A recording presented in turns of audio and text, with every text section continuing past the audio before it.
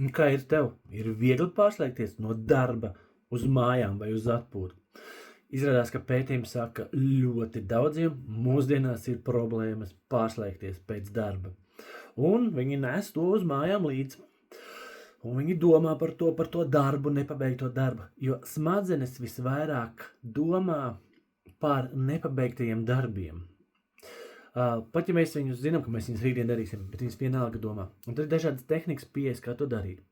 Šodien es angliski lasīju vai stāstīju un dalījos pieredzē vienam starptautiskam uzņēmumam par to, kā tad pārslēgties no darba uz atpūtas režīmu. Un ir dažādas tehnikas, ir dažādas lietas, bet viens ir mazais tāds darbība, ko tu izdari, kad beidzās darbs. Piemēram, uzliec konkrētu mūziku. Man uzreiz prātā nāk, tadā, beidzās darbs, vai tadadadadam, vienalga. Uzliec kādu mūziku uz austiņām un katru dienu vienu to pašu pēc darba.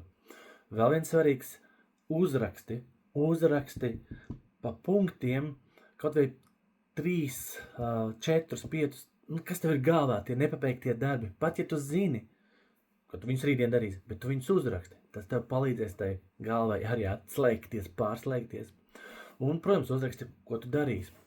Un tad ir, lai mēs pārslēgtos no parasimpātiskās nervu sistēmas, no simpātiskās uz parasimpātisko, un tad no aktīvās darbības uz tādu relaksēto darbību, tad te nāk palīgā vienkārši apstāties, kaut vai 1 minūte, ideāli 5 minūtes, bet forši arī 30 sekundes to dari. Vienkārši apsēdies vai nostājies un uzdod sev jautājumu, vai es jūtos ērti, un 4 sekundži ielpa caur degunu, un 6 sekundži izelpa caur muti. 1 ciklis, 2 cikli, un jau smadzenes pārslēdzās.